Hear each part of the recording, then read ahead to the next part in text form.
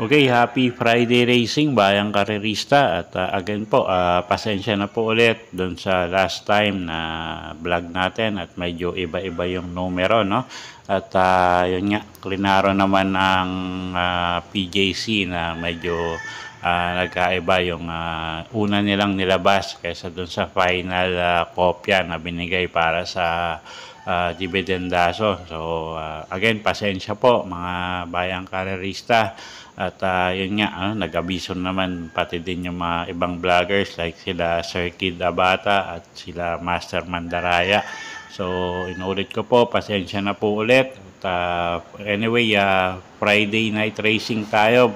At 7 karera. Ang start time natin is alas 5 ng hapon, no? At yun nga, medyo manipis yung lineup pero halos balansyado lahat. So, simulan na po natin.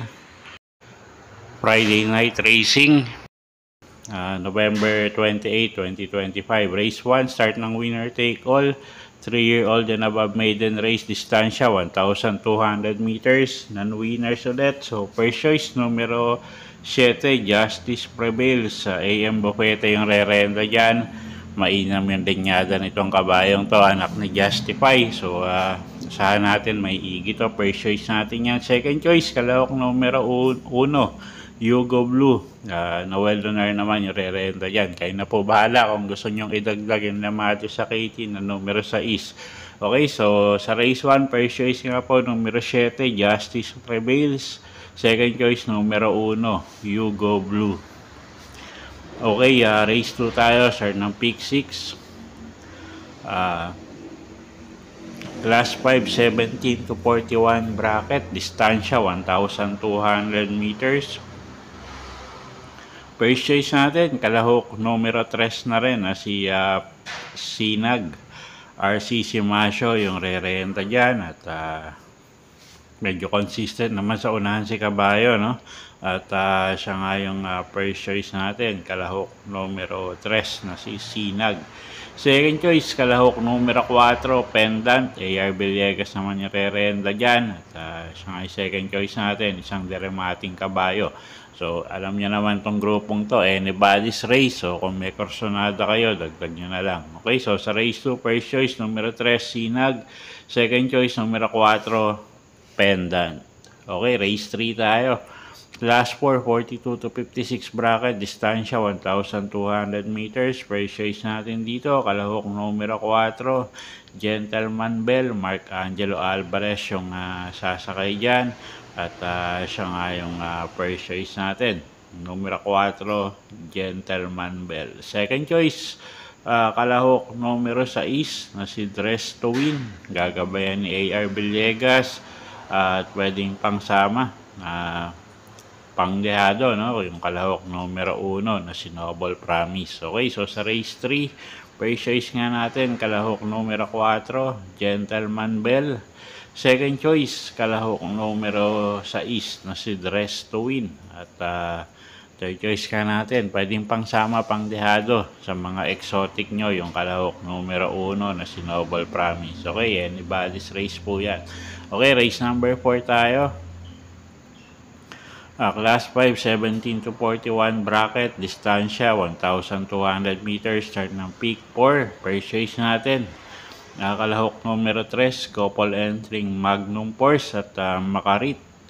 CL Advincula at AR Villegas yung re-renta dyan. Si Magnum Force, medyo mainam yung huling ipinakita nito, no? At galing pa nga siya sa bakasyon nun. So, tingin ko parang nagsilbing batak lang yung huling takbo niya. Second choice natin yung kalahok numero 1 na sinalibunan. RD Raquel naman yung re-renta dyan. Pagka nilabas ng connection to, tingin ko malaki panalo. At masyado nang mababa sa grupo, no? At kung makikita yung si Kabayo, napakaganda talaga. So, second choice natin yan. Okay, so sa race 4, first choice, numero 3, couple entering Magnum Force at Makarit. Second choice, numero 1, Nalibunan. Okay, race 5 tayo. Class 4, 42 to 56 bracket, distansya 1,200 meters. Okay, tatlong kabayo yung nakikita natin ditong pwedeng maglaban, no? 3 horse race, ika nga, yung 4, 5, 6. Pero may mga banderang numero 3 dito. Anyway, first choice natin dito, yung kalahok numero 4 na si Senyor Ibarra. Diyan, Alvin Gosi yung re-renta dyan. At siya nga yung first choice natin. Kasi medyo may kababaan na sa grupo yan. Second choice, kalahok numero 6, keynote speaker. Gagabayan ni Ciel at Bincula, isang deremating kabayo. Okay, so sa race 5, first choice numero 4, Senyor Ibarra. Second choice numero 6, keynote speaker. Okay, race 6 tayo. Class 4, 42 to 56 bracket, distansya 1,200 meters. First choice natin dito, kalahok numero 3 na rin, couple entering Little Charmer at Hans City. JB Hernandez at Ken Malapira yung re-renta dyan, si Little Charmer. Mainam yun din yata yung kabayong yan. So asahan natin, may buti rin yan, isang imported horse. At yun nga, sila yung first choice natin. Second choice, yung kalahok numero 7 na si Constatic Offer. Onel Cortez na may sasakay dyan. Alam naman nating stakes campaigner ito. At tingin ko medyo mababa na rin yung grupo. So, second choice natin yan, numero 7, Constatic Offer. Okay, so sa race number 6, first choice nga numero 3, couple entering Little Charmer at Hans City. Second choice numero 7, Constatic Offer. Okay, race 7 tayo. Last and final race, class 4, 42 to 56 bracket, distansya 1,200 meters. First choice natin, kalahok numero 4, couple entering Melania at Doña Patsy. Si Doña Patsy, imported horse at medyo magaang yung laban tingin ko ngayon, no? So first choice natin yan. At si Melania, napakainam din ng mga itinatakbo niyan lately. So tingin ko medyo lamang tong couple entry na to. Second choice natin yung kalahok numero 8 na si Over Assuming.